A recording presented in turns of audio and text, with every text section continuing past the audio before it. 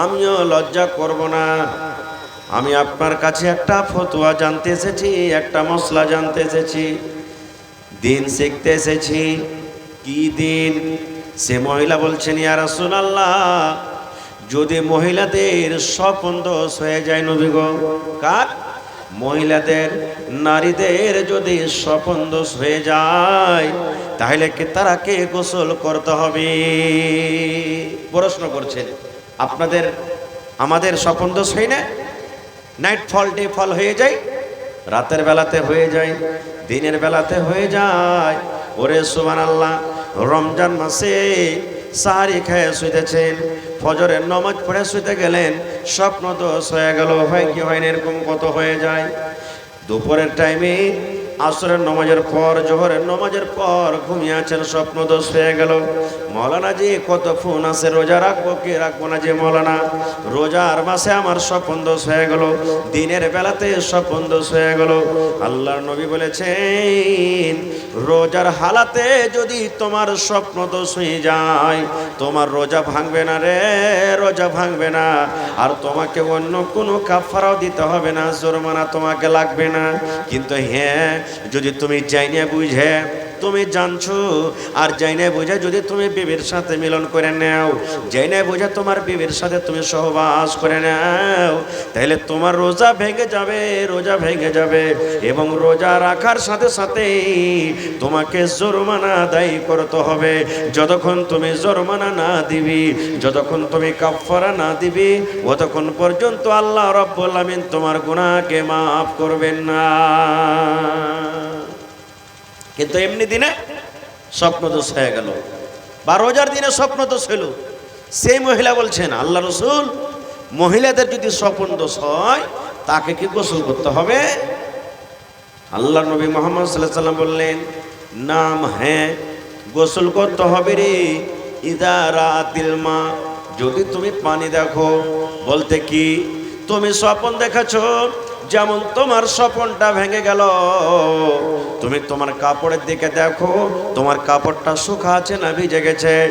যদি স্বপ্ন তোমার হয়ে থাকে, অরিজিনালি তুমি স্বপ্ন দেখেছো, আর স্বপ্ন দেখার পর দেখছো কিছু তোমাকে ভিজে ভিজে মনে হয়, তোমাকে কাপড়টা ভিজে ভিজে লাগছে, বা তোমাকে এরকম মনে হচ্ছে আমার স্বপ্ন দোষ হয়ে গেছে, আল্লাহ নবী বলেছেন তুমি গোসল করো, তোমার উপরে গোসল ফরজ হয়ে গেল, তোমাকে গোসল করতে হবে। আর তুমি স্বপ্ন তো দেখেছো ঠিক, কিন্তু তোমাকে লাগে না যে আমি স্বপ্নের মাধ্যমে আমার কিছু হয়েছে। স্বপ্নটা আমি দেখেছি, কিন্তু আমার কোনো কাপড় ভিজা নাই, আমার কোনো প্রমাণ দেখা যায় না, আমার স্বপ্নের যেটা আলামত হয় কিছু দেখা যায় না। আল্লাহ রাসূল বলেছেন তোমাকে গোসল করতে হবে না, গোসল করতে হবে না।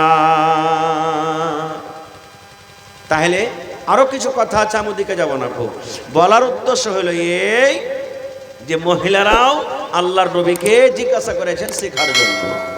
মহিলা তো মহিলা, নবীরা পর্যন্ত ইলম শিখতে গেছেন। কারা?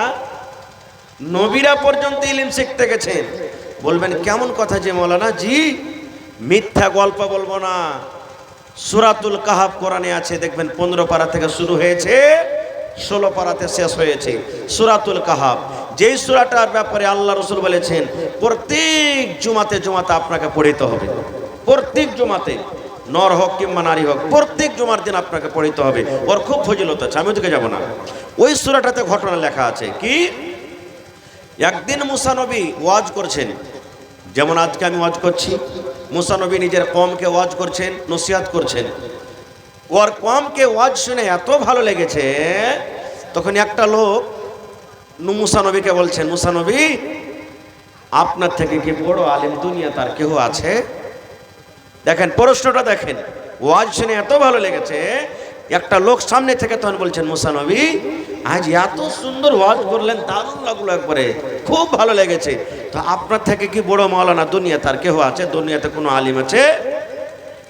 মুসা নবী বললেন, না রে না, আমি সব থেকে বড় আলিম, আমার থেকে দুনিয়াতে আর বড় কেউ আলিম না, সব থেকে বড় আমি আলিম, আমার থেকে বড় মাওলানা কেউ নেই। ওরে আল্লাহ, खाना खाने गया था, जिक्र जल मोबाइल शहाबुद्दीन का छोड़ दिया, तो खाना भंडार में। যারা খানা শাহাবুদ্দিন নামে একটা ছেলের মোবাইল হোটেলে ছুটে গেছে, মোবাইলটা একটু স্টেজে পৌঁছে দেবেন ভাই। শাহাবুদ্দিন ভাইয়ের মোবাইল খানা খেতে যায় হোটেলে ছুটে গেছে, যদি কোনো ভাই পায়ে থাকেন তো স্টেজে দিয়ে চলে যান। তো বলছেন আমি সব থেকে বড় আলিম, কিন্তু আল্লাহ তাবারাক ওয়া তাআলাকে এই কথাটা বরদাস্ত হলো না। তুমি এই কথাটা না বলে যে আল্লাহ সব থেকে বড় আলিম, আর তুমি বলছো যে আমি সব থেকে বড় আলিম, আমার থেকে দুনিয়া তার বড় আলিম কেউ নেই, আল্লাহকে পছন্দ হলো না। আসলে মুসা নবী কোনো ভুল বলেননি, ঠিকই বলেছেন। বলার উদ্দেশ্য যে আমি একটা নবী কমের মধ্যে, আর আমি একটা নবী, যখন আল্লাহ আমাকে ইলম শিখাচ্ছেন তা আমি আসলেই বড়, এই হিসাবে বলেছেন।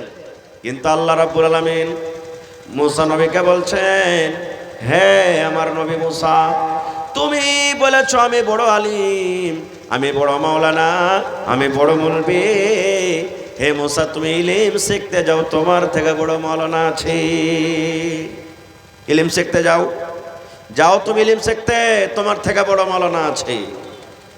মুসা নবী অবাক, আল্লাহ আমার থেকে বড় মাওলানা জমিনে আছে? জি, তোমার থেকে বড় মাওলানা আছে, যাও তুমি। এই ভাই দেখেন, মুসা নবী আকবরা বললেন না যে যাব না। আজকে যদি কোনো নমাজি ভাই নমাজ পড়িতে আসেন, আর কেউ যদি আসে অন্য লোক, ও যদি নমাজ একটু ভুল করে, আর যারা জানছে যদি খালি বলে দেয় ভাই তোমার এটা ভুল হলো, কি বলবেন? ওই দিন থেকে তুমি নমাজ পড়তে শিখেছ, কত নমাজের বেটা নমাজি গেছে, শিখাইতে আসছে আমাকে, একবারে ভোল্টেজ করা হয়ে যাবে আমাদের। কিন্তু না, এটা বলবে না যে কে জানি রে ভাই ভুল হয়ে গেছে তো তুমি শিখিয়ে দাও, এ কথাটা বলবে না।